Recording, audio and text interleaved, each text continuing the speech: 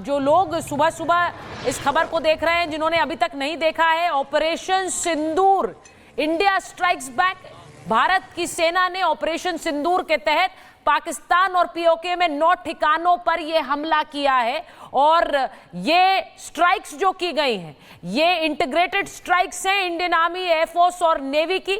और इन स्ट्राइक्स के तहत जो खबरें आ रही हैं, 50 से ज्यादा आतंकियों के मारे जाने की खबरें आ रही हैं। पाकिस्तान के अंदर जाकर स्ट्राइक की है। अब ये सोचिए, पाकिस्तान के अंदर ये जो surface to surface missile strikes हैं, ये पाकिस्तान में न सिर्फ पीओके में बल्कि पंजाब प्रांत में भी कई इलाकों में ये स्ट्राइक्स की गई हैं। और जैश के हेडक्वार्टर, लश्कर के हेडक्वार्टर को निशाना बनाते हुए ये स्ट्राइक्स की गई। जी कर्नल दिनेश, एक सवाल मेरा आपसे, ये पूरा देश जान रहा था कि हमला तो होगा, हमला होगा, कब होगा इस बारे में जानकारी नहीं थी, एग्जैक्ट दिन कौन सा होगा।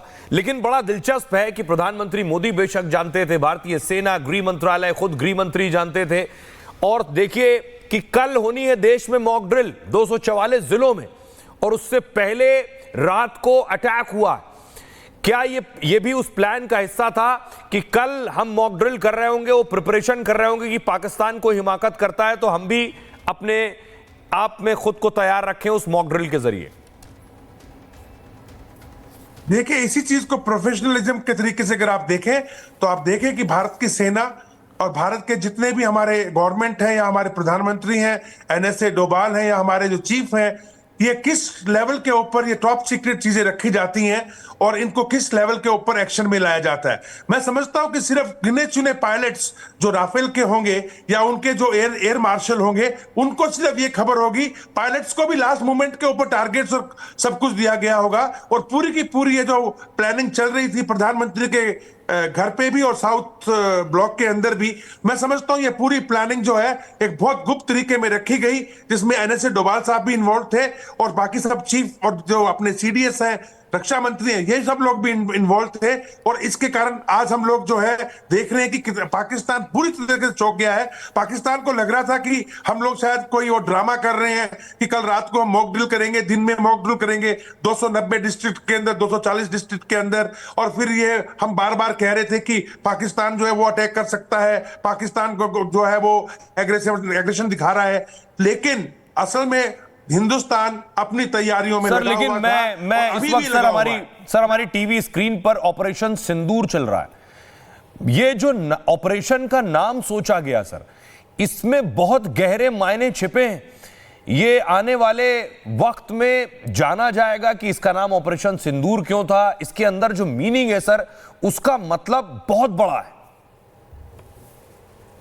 देखिए, जिस प्रकार से पहलगाम के अंदर, और जिसमें हमारे एक ऑफिसर भी, नेवल ऑफिसर भी शामिल थे, और जिस तरीके से लेडीज के सामने, हमारी माताओं बहनों के सामने उनके शोहरों को कलाम पढ़ने को बोला गया, उनके शोहरों को जो है धर्म दिखाने को बोला गया, और पॉइंट ब्लैंक रेंज से उनको गोली मारी गई।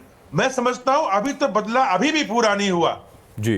पाकिस्तान को हिमाकत तो करने दो, अगर हिमाकत करता है तो शायद असली मजा इसके बाद भारत दिखाएगा। दीपक बोरा साहब, इस ऑपरेशन सिंदूर नाम के साथ लोगों के बहुत जज्बात जुड़ रहे हैं, भावनात्मक तौर पर भी, कि ऑपरेशन सिंदूर, सीधे हम भी इसके साथ जुड़ाव महसूस कर रहे हैं सर।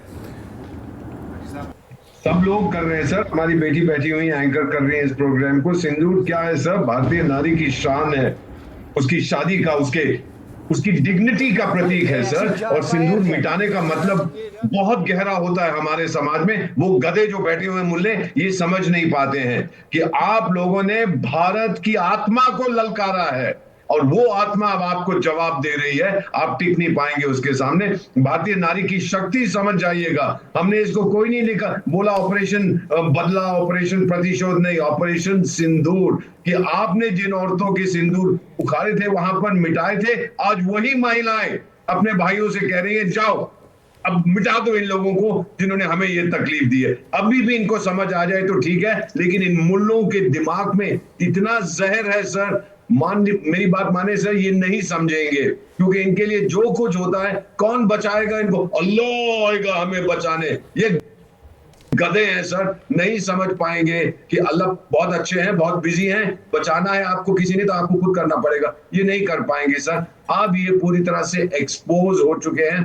मेरा मानना है सर कि अब ये बोलेंगे हम तो मारने वाले थे न्यूक्लियर बम, लेकिन सारी दुनिया ने कहा कि मत करो, चलिए हमने उनकी बात सुनी, हम कितने अच्छे लोग हैं। यू वॉच मैम, इनका जो गेम प्लान है, इनका जो ये करते हैं, मैं तो बहुत सालों से जानता हूं।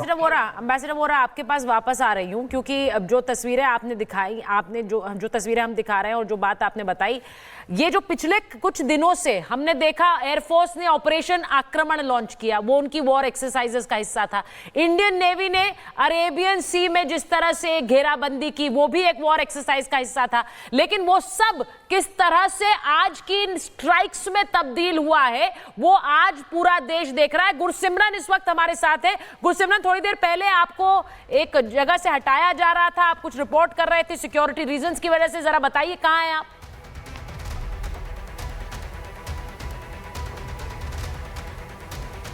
गुरसिमरन, आपको आवाज आ रही है हमारी? मुझे लग रहा है गुरसिमरन तक आवाज नहीं आ रही। गुरसिमरन के पास वापस जाएंगे, लेकिन जो बात मैं कह रही थी थोड़ी देर पहले, कर्नल नैन, जिस तरह से ये वॉर एक्सरसाइजेस करता गया इंडियन नेवी अरेबियन सी में, ऑपरेशन आक्रमण, फिर हमने वहां पर जिस तरह गंगा एक्सप्रेसवे पर एक तरह से रनवे बना दिया, वो सब हो रहा था। देश सोच रहा था कि ये सब एक्सरसाइजेस हैं, लेकिन ये कब एक हमले में तब्दील होंगी। आज भी एक मॉक ड्रिल है और आज भी इंडियन एयरफोर्स ने कहा कि वो वॉर एक्सरसाइजेस राजस्थान के लगे बॉर्डर एरिया में करेंगी, लेकिन उन सबसे पहले ये बड़ी स्ट्राइक हुई है। यानी ये जो पूरा एक कोऑर्डिनेटेड एफर्ट है, अब उसका मतलब समझ आता है कि आर्मी चीफ, एयरफोर्स चीफ और नेवी चीफ लगातार प्रधानमंत्री आवास पर जाकर जो बड़ी बैठकें कर रहे थे, उनका मतलब क्या था? डेफिनेटली सुचारिता, देखिए ये पूरा प्लानिंग के साथ किया गया है और ये टॉप सीक्रेट प्लानिंग हुई है। ये जैसे कि आप बता रहे हैं कि आज और कल, यानी आज रात के 12 बजे से लेके और कल रात के 12 बजे तक, ये 2 दिन का टाइम जो था 48 घंटे का था, जिसके अंदर की भारत की जो वायुसेना उसके बारे में घोषणा की गई कि वो अपनी एक्सरसाइज करेंगे। लिहाजा अगर आप देखें डिटेल्स के अंदर, जो डिटेल्स बाद में निकल के आएंगी, श्रीनगर से लेके पठानकोट से लेके ऐसा कोई एयरबेस नहीं था जहां से जहाजों ने टेक ऑफ नहीं किया हो। इसी प्रकार से जो बीकानेर के पास से जो ये राफेल ने टेक ऑफ किया, तो दुश्मन को यही लगा होगा कि ये तो एक एक्सरसाइज के लिए आज उन्होंने घोषणा की हुई है और ये उसके ऊपर जा रहे हैं। तो वो भी खासकर ऐसे टाइम पे, रात के टाइम पे जो है, वो लोग इतना एक्सपेक्ट नहीं कर रहे होंगे कि हमारी प्लानिंग क्या है। और ऐसी एक्सरसाइज के दौरान में, क्योंकि एक्सरसाइज हम करते रहे हैं, पहले आक्रमण हमने की है, बाकी नेवल एक्सरसाइज चल रही थी, पोखरण के अंदर हमारा जो है अभी पूरा का पूरा आर्मर्ड का एक्सरसाइज चल रहा है। तो ये एक्सरसाइज हमारी लगातार चलती रही है और इन लगातार चलती हुई एक्सरसाइज के अंदर दुश्मन को ये कहना या पहचानना बहुत मुश्किल हो जाता है कि इसके बीच में हम कब अचानक से पैतरा बदल दें। तो शायद यही हमारी प्लानिंग थी और जो कि ग्राउंड के ऊपर सक्सेसफुल हुई और पाकिस्तान की सेना जो है वो एक तरीके से बिल्कुल बोचक्की रह गई। लेकिन इतना जरूर हुआ होगा सुचारिता कि हम लोगों ने इनके रडार्स जैम कर दिए होंगे, सब कुछ, क्योंकि काफी दिनों से हम लोग यहाँ फ्लाई कर रहे थे, इनकी सभी फ्रीक्वेंसीज को हम पकड़ रहे थे, नोट डाउन कर रहे थे। तो ये काफी प्रोसीजर होता है टेक्निकल, जिसके अंदर की जब हम लोग कोई भी चीज अक्रॉस द बॉर्डर फायर करते हैं, मिसाइल्स हो या एयरक्राफ्ट को भी जाना हो, तो खासकर जो एयर डिफेंस सिस्टम और रडार सिस्टम है जो दुश्मन के, उनकी फ्रीक्वेंसीज को और उनके सब डाटा को लेने के बाद उनको कैसे हम जैम करते हैं, उसको कैसा नेस्तनाबूद करते हैं, और ताकि वो हमारे को डिस्टर्ब ना कर पाए। शायद ये सब तैयारी करने के बाद ये आज रात का अटैक हुआ। और बड़ी खबर आपको बता दें, ऑपरेशन सिंदूर में 9 में से 4 टारगेट पाकिस्तान में थे, 5 टारगेट पीओके में हिट किए गए हैं। कुल 9 टारगेट थे जिस पर हिट किया है। भारतीय सेना ने रफाल के जरिए ये ऑपरेशन को अंजाम दिया गया। स्कैल्प मिसाइल का इस्तेमाल किया है। टारगेट्स कौन कौन से आपको बता दें, मुजफ्फराबाद टारगेट था जो कि पीओके का हिस्सा है, पाकिस्तान अधिकृत कश्मीर का।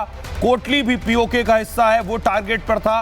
गुलपुर है और भीमबेर है, ये पीओके का हिस्सा है। सियालकोट, मुरिद के और बहावलपुर, इन जगहों पर भी स्कैल्प मिसाइल से अटैक किया गया है।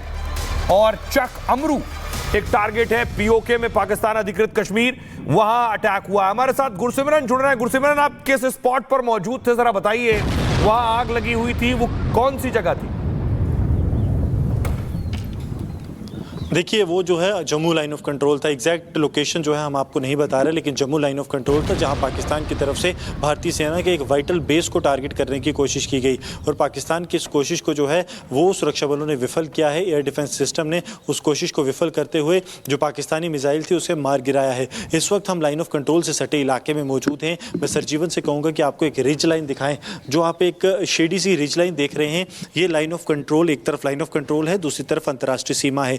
कि जो लाइट्स आप देख रहे हैं ये अंतर्राष्ट्रीय सीमा पर हैं, इस तरफ लाइन ऑफ कंट्रोल है। यहाँ से ही पाकिस्तान की तरफ से जो है अटैक लॉन्च करने की कोशिश भारतीय सेना के कई महत्वपूर्ण बेसिस जो जम्मू में हैं उन पर की गई, लेकिन भारतीय सेना का जो एयर डिफेंस सिस्टम था, सुरक्षा बलों का जो काउंटर ग्रिड सिस्टम था, वो इतना मजबूत था कि पाकिस्तान का हर एक प्लान जो है विफल हुआ है और कोई भी कोशिश उनकी सफल नहीं हो पाई। कई कोशिशें जो है पाकिस्तान की तरफ से ये भी की गई कि ज़्यादा से ज़्यादा नुकसान पहुँचाया जाए। कोशिशें उनकी तरफ से ये की गई कि भारतीय जो की इंस्टॉलेशंस हैं, चाहे भारतीय सेना की हैं या बाकी महत्वपूर्ण प्रतिष्ठान हैं, उन्हें जो है टारगेट किया जाए, लेकिन सभी कोशिशें पाकिस्तान की पूरी तरह से विफल रही हैं और भारतीय सेना ने पाकिस्तान को जो है मुंह तोड़ जवाब दिया। बताया ये भी जाता है कि इसी स्ट्रेच से, ये जो अखनूर का स्ट्रेच आप देख रहे हैं लाइन ऑफ कंट्रोल का, यहीं से पाकिस्तान के इन्फिल्ट्रेशन की कोशिश थी कि अपने जेट्स को भारतीय एयर स्पेस में लाया जाए, लेकिन भारतीय एयर स्पेस में पाकिस्तान इसलिए नहीं ला पाया क्योंकि भारत पहले से ही तैयार था कि पाकिस्तान जब उसके घर में भारत घुसेगा तो भारत में भी घुसने की कोशिश करेगा, लेकिन पाकिस्तान की हर एक कोशिश को सुरक्षा बलों ने समय रहते विफल किया और